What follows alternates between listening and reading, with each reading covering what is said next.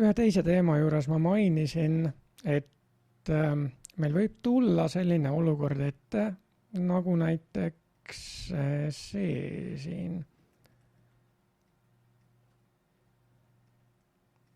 Nii, mis siis, kui tekib selline olukord? Tegemist on üks liikmega, sellepärast et siin vahel ei ole plusse ega miinuseid eraldi, vaid me näeme, et see pluss esineb siin kahe omakorda üks liikme vahel suure üks liikme sees.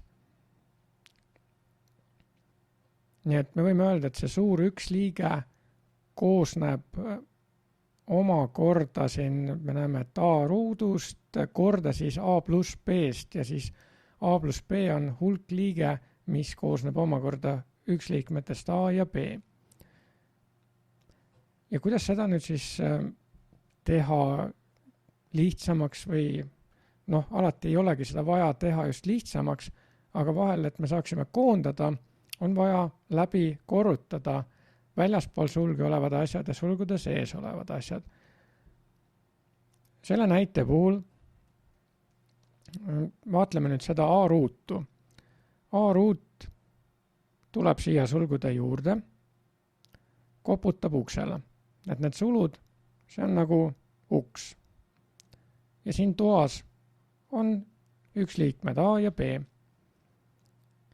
Ja nüüd see A ruut, mis tuleb siia, see on selline eriti viisakas A ruut, et see ei ütle kõigile korraga tere, vaid ütleb iga ühele eraldi tere, tuleb surub kätt. Et kõigepealt A ruut tuleb surub kätt A-l ja kuna siin A ja B vahel on plussmärk, siis kirjutame siia vahele ära ja nüüd A ruut surub kätt ka B-l. Ja kogu see asi on jagatud kahega. Ja siis me saame edasi lihtsustada. Me näeme, et siin lugejas A ruut korda A on A kuubis ja ülejäänuga me ei saa midagi teha. On A ruut korda B jääb alles ja 2 jääb nimetajasse ka alles. Sa võid seda mõelda ka, kuidas sa teeksid, kui sul on arvud. Näiteks 2 korda 3 pluss 4. Muidugi sa võid arvutada välja kõigepealt selle, et 3 pluss 4 on 7 ja siis sa korrutad 2 korda 7 ja saad 14. Aga sa võid ka niimoodi teha, et kõigepealt 2 surub kätt 3-l, 2 korda 3 ja vahel on plussmärk ja seejärel 2 surub kätt 4-l, seega 2 korda 4 tuleb siia ka juurde. Nii, mis me saame? Saame siis 6 pluss 8 ja see on 14.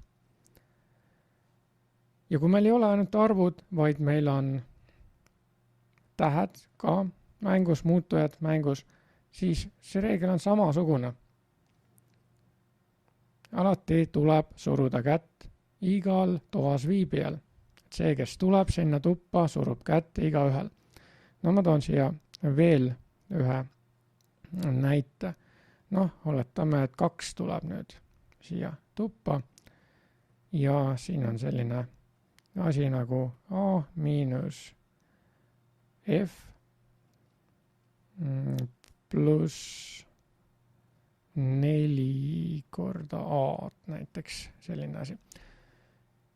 Siin me võime nüüd teha tõesti sellise asja, et me kõigepealt võtame kokku A ja 4A-d, sest see on sulgudes sees ja sulgudes sees me saame teha tehtid eraldi. Kui me niimoodi teeksime, mis siis alles jääks, siis jääks siia 5A-d miinus F. Ma olen siia võrdusmärgiga vahel ja siia joone vahel, et oleks selge. Ja nüüd, kui toas on koondamine ära toimunud, siis on kahel palju lihtsam tervitada toas olijaid. 2 surub kõigepealt kätt 5 A-l ja me saame 10 A-d kokku, sest 2 korda 5 on 10. Kuna siin vahel on miinusmärk, siis kirjutan ka siia miinusmärgi ja seejärel 2 surub kätt F-il ja saame 2 F-i.